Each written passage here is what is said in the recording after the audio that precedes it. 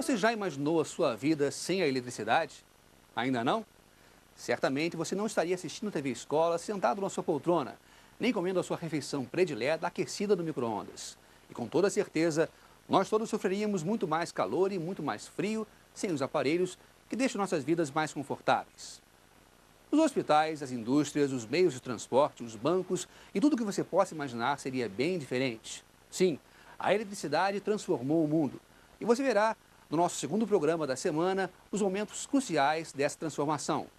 No programa de hoje, teremos a entrevista com a professora e doutora Cibele Celestino Silva, especialista em História da Ciência, e a continuação da série A História da Eletricidade, com o final do primeiro episódio, A Faísca, e a seguir, a primeira parte do segundo episódio, A Era da Invenção.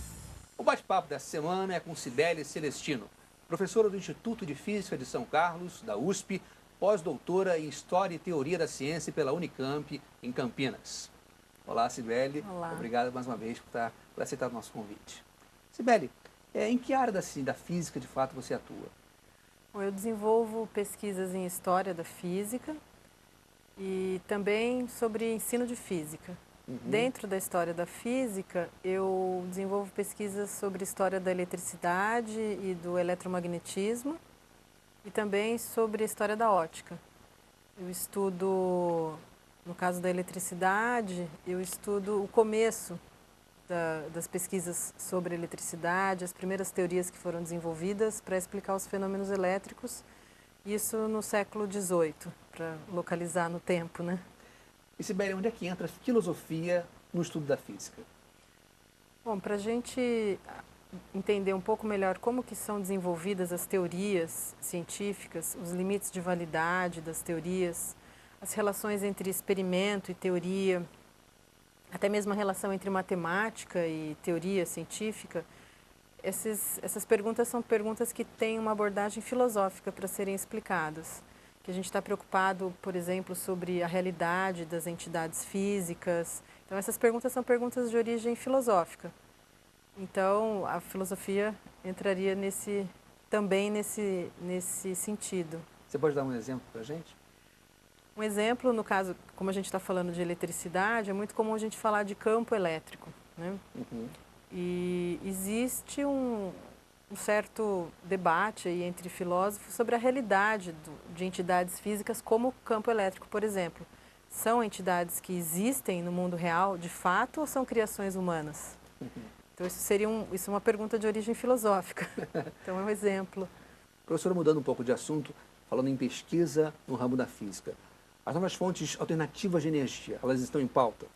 Sem dúvida. Essa é uma das questões muito importantes hoje para os físicos e para os engenheiros, principalmente porque existe uma questão econômica e ambiental envolvida, que é a questão do custo das energias tradicionais e a questão do impacto ambiental. Então, hoje encontrar formas de você conseguir, por exemplo, utilizar a energia solar de uma maneira que seja economicamente viável para ser produzida, para você poder produzir objetos que sejam de uso em massa, é uma das questões importantes. Então, várias pesquisas que utilizam conhecimentos físicos e pesquisas em física sobre semicondutores, sobre objetos que são baseados em nanotecnologia. Existe uma outra área da física bastante em voga que chama espintrônica, que também trabalha com essas questões.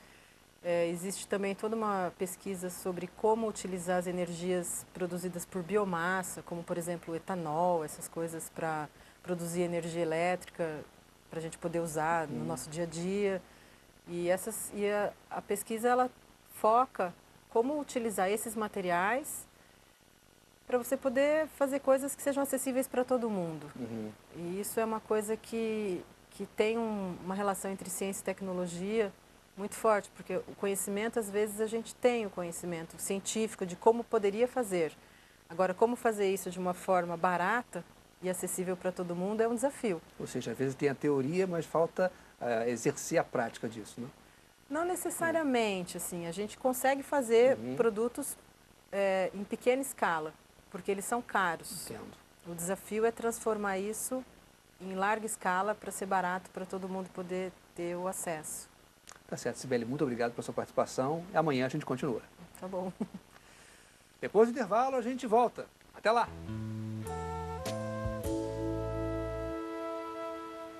Como avaliar crianças em processo de alfabetização?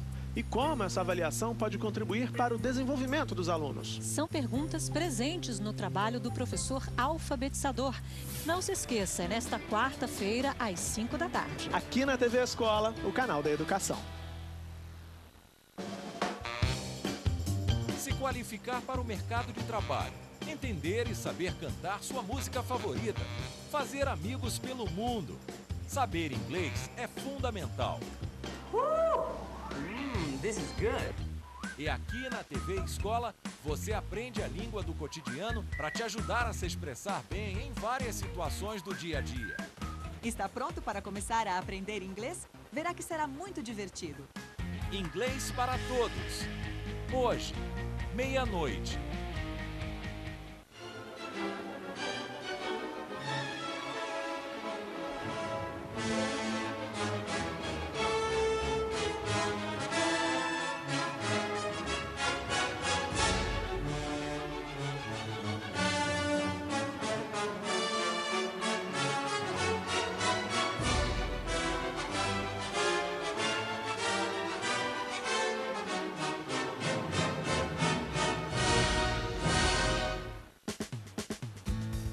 Eu sou o Art Wolf. Eu faço documentários sobre locais selvagens há décadas. Aqui tem 2 baleias, estão na superfície. Estou tentando fazer uma boa foto desse hipopótamo deitado na lama na beira d'água. Tem um urso não muito longe daqui. Admirável. Os